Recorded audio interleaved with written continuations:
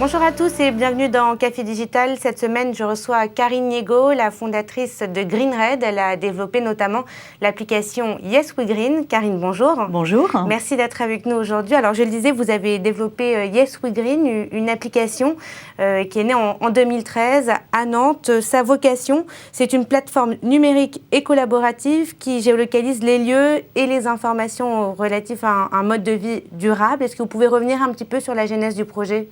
La genèse du projet, c'est la conviction en 2013 que les gens voulaient faire autrement, voulaient trouver des lieux pour vivre autrement, qu'ils avaient conscience de ça, mais qu'effectivement c'était difficile. C'était difficile de trouver une nourriture qui venait en proximité, un moyen de se déplacer plus facile, etc. Et je me suis dit, mais moi je vais créer l'outil. Je vais diriger les gens vers un autre usage, je vais leur dire que ça existe en bas de chez eux, je vais rassembler toutes ces informations, je vais les qualifier, je vais les identifier, je vais faire un outil sexy et j'ai lancé Yes We Green.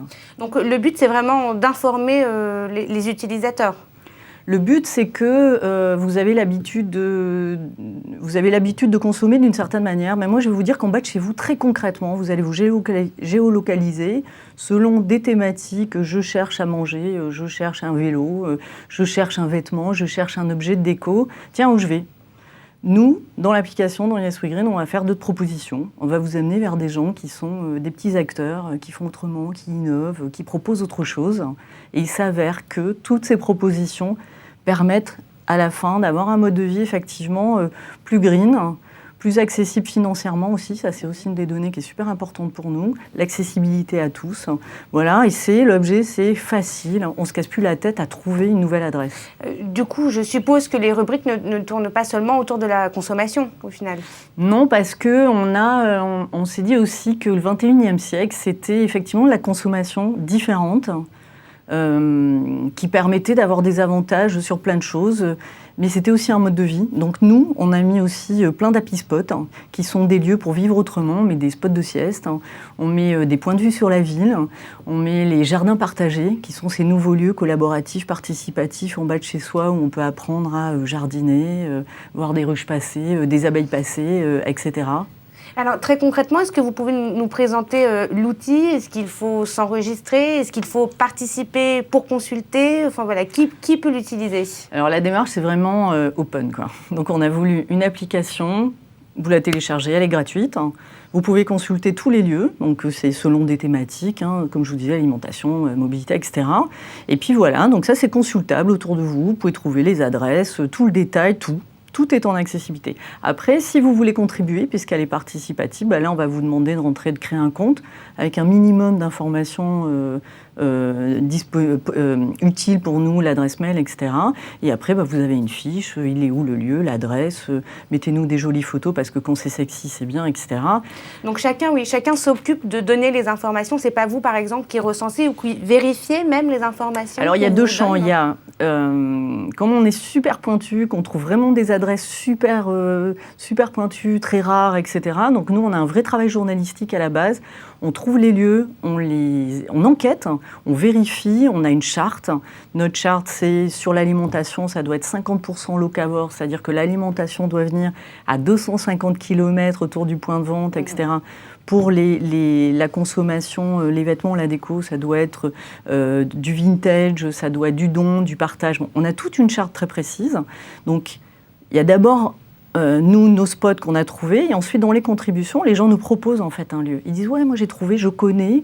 Et vous vérifiez du coup on vérifie à chaque fois derrière que les informations soient exactes. Et après on gratte comme ça et on vérifie que quand on dit locavore, c'est vraiment locavore, que quand on dit que c'est vraiment de la récup, c'est vraiment de la récup. Voilà. Après on a découvert que dans les fripes, il y avait, parce que c'était super à la mode, il y avait des containers qui arrivaient de Pologne ou d'Afrique. Voilà. Donc nous on est vraiment sur une économie locale. Ce qui est vraiment super important pour nous, c'est que tous nos acteurs, qui sont que des petits acteurs, il n'y a aucune grande et moyenne distribution. Donc on ne source, on ne cherche, on explore la ville que pour trouver ces petits acteurs. Ces gens-là font autrement.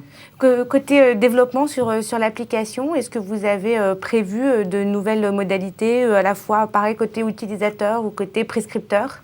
Alors sur l'application, on veut vraiment développer le côté vous allez me recommander des lieux. J'adore ce que vous mettez sur l'application. J'adore votre style, j'adore ce que vous aimez. Vous trouvez toujours des spots incroyables. Je veux pouvoir vous suivre. Je veux pouvoir être informée que Néla a mis un lieu tout de suite. En faire une sorte de réseau social, finalement, avec une communauté. Mm-hmm. Une communauté de gens qui regardent un peu la vie différemment, qui explorent. Moi, je crois qu'on est vraiment à un moment où on est de plus en plus. Il y a de plus en plus de gens qui ont envie de faire autrement, trouver une autre manière. Et donc, être les premiers au courant de la nouvelle adresse qui vient d'être mise dans mon quartier. Donc la nouveauté sur l'application, ce sera par exemple la possibilité de discuter entre utilisateurs ou de se suivre. Alors on n'est pas encore dans cette dimension de réseau social, de chat. C'est pas ce qu'on envisage à terme. On est plus dans l'idée de cette communication entre des gens que je peux suivre. Je peux être recommandée en fait. Je peux être source de recommandation. Je peux transmettre aussi. Moi j'ai passé ça fait 2 mois que je suis sur l'application, j'ai déjà sourcé plein de lieux, j'ai mis mes favoris, etc. Tiens, je peux les proposer, je peux les partager. Donc plus une notion de partage, avant de devenir, je crée un monde en lien comme ça, qui est pour moi un autre champ. Alors, au sein de GreenRed, vous avez donc notamment Yes We Green. Vous travaillez également pour des collectivités locales pour lesquelles vous développez ce genre de système, c'est-à-dire de communautés locales autour toujours de la même idée de développer une économie plus juste, plus positive, comme vous l'avez mentionné. Est-ce que vous pouvez nous donner quelques exemples de projets sur lesquels vous travaillez ? Nantes, qui est ma ville vraiment d'expérimentation, de lab avec qui on a tout commencé. Donc là, on travaille depuis 2 ans avec eux sur des cartes collaboratives qui mettent en avant sur les 11 quartiers nantais tous les services de proximité à dimension durable. Donc on est vraiment dans cette notion de ville durable. Nous, on est toujours dans notre champ, c'est trouver les gens qui font autrement, mélanger du service public avec de l'associatif, avec un collectif, toutes ces innovations qui émergent dans une ville, et de les rassembler, de les structurer, de mettre un contenu et de rendre ça sexy. Parce que l'objectif, et nous vraiment chez GreenRed, l'objectif, c'est vraiment que les gens changent leurs usages. Un petit peu l'image. Et qu'on crée l'usage. C'est-à-dire que les gens, on n'est pas dans la sensibilisation. On n'est pas à dire, ouais, c'est là, ça existe. On est à dire, viens, va découvrir, va consommer autrement. Regarde, on a une adresse qui est juste énorme, quoi. Voilà. Merci beaucoup, Karine Niégo. Merci beaucoup. À bientôt. Café Digital, c'est tout pour aujourd'hui. On se retrouve la semaine prochaine avec un nouvel invité.